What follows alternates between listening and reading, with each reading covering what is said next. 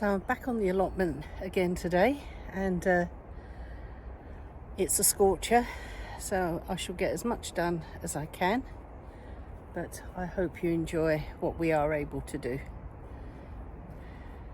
So it's a gorgeous day, and we've decided to lift all the brassicas here and clear this spot now.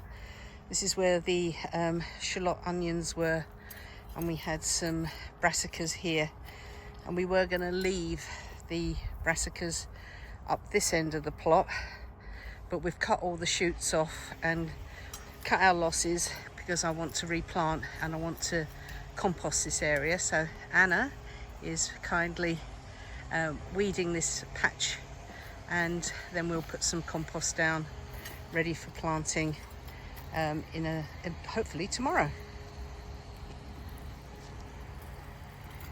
This is absolutely beautiful homemade compost coming out of the bunker. You can see how, although it's nice soil, it's very dusty. It's almost like dust when there's no compost on it. So this will be brilliant. I'll take you over to the compost bin and show you what we've got. So this is the compost bin, and here is a lovely homemade compost. It's got lots of worms, although it's definitely finished. So this is what we're going to be putting on top of our beds now. So this part of the plot now is fully composted, and I must say the compost that's come out of there is absolutely beautiful. Very pleased with it. So next time I'm down, it will be planting a load of brassicas. So today I'm going to just finish clearing. I know it looks like it's clear, but I had a load of these field creeping buttercups, and the roots were quite deep. Well, they're not actually deep, but I couldn't pull them up with my hands. So I'm just going over this patch now to make sure I've got all the creeping buttercups up. Weed this last little bit, and then again we'll put compost down and get ready for planting the next lot of crops. So this is where the potatoes were, all dug up, and some brassicas planted, and I'm just now composting this space. I've got some more brassicas to go in. It's a hot day today, so I'm going to get this covered as soon as possible and then give myself a little break in the shade because it's a hot one. Ideally, I'd like to have done this whole plot, but these brassicas were really ready and suffering. I'm hoping that they'll pick up now. Just giving them a good water. So these are some of the purple sprouting broccoli and some of the kaleets, which are looking nice, but I'll probably give them a feed a little later on in the week. So that's the rest of the plot covered now, and now I can do some planting. So I'm putting a row of calibres in here. These plants have been hardening off outside, and you should be able to see those yellow eggs? That's where the butterflies have laid their eggs, and if I don't do anything with them, they will just gobble the plant. And you can see these small holes. That means that there's a caterpillar on here, and I don't know whether you're going to be able to see this or not. There. Probably not. Hang on, I haven't got another hand.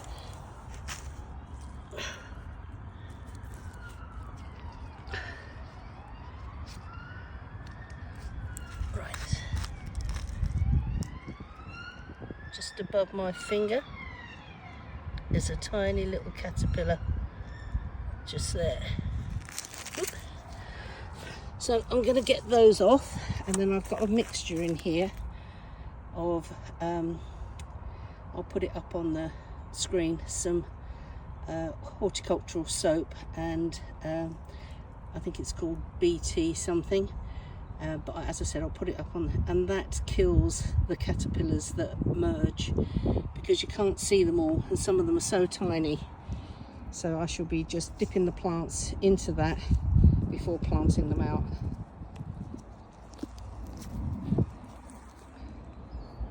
There they are, the little critters, the little caterpillars and the eggs. Look at this little lot. This is on the back of one of the leaves, and you can see that they've just hatched.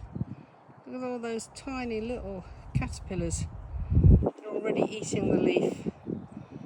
So you've got to be very vigilant, especially now when all the white cabbage butterflies are out. This is damage from the sun. We've had such hot, piercing sun that it's actually damaged the top of these tomatoes. They're turning, so I might just take these tomatoes off so that we can get some more crops coming up, but they're looking very dry, so I'm going to give these a good water, and hopefully they'll pick up a bit and give us a few more flowers.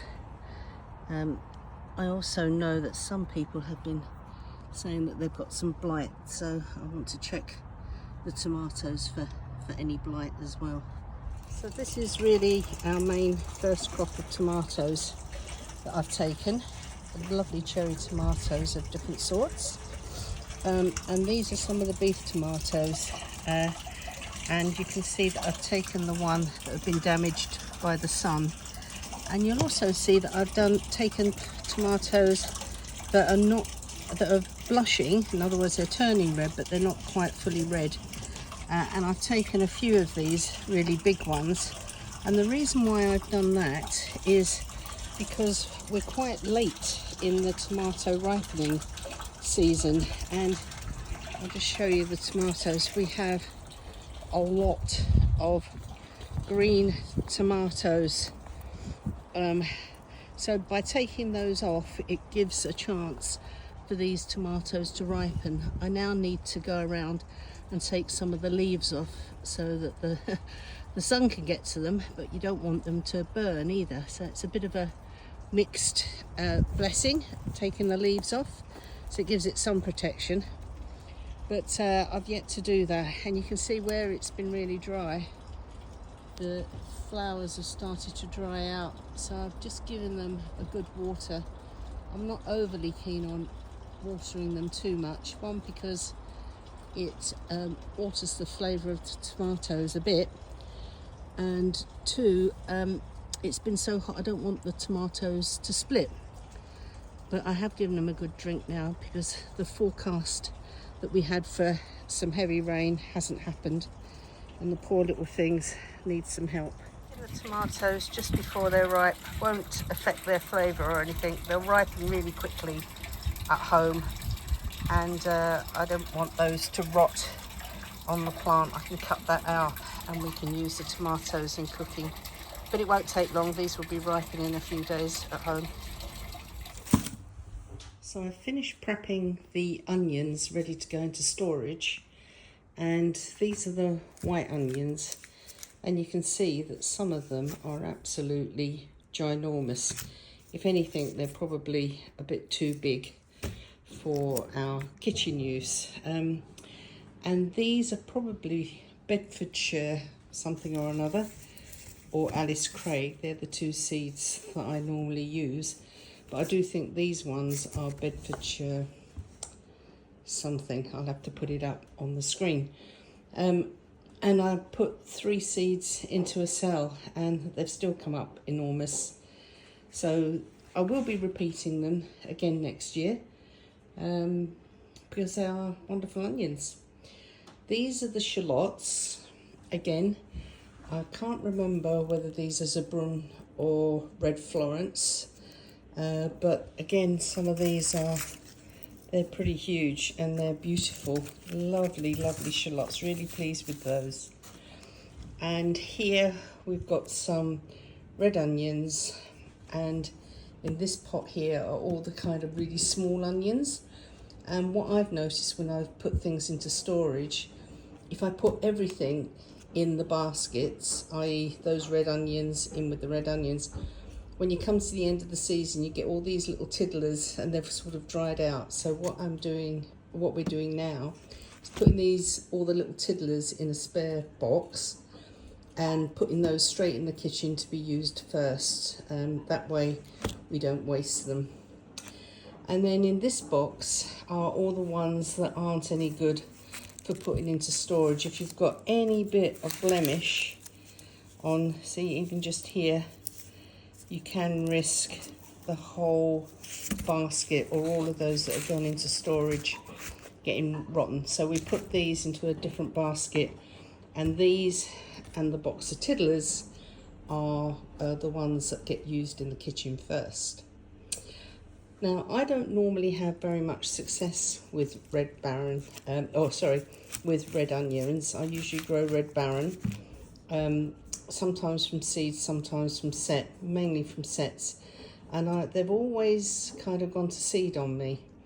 But I tried this new one, which I can't remember the variety, so I shall put it up on the screen.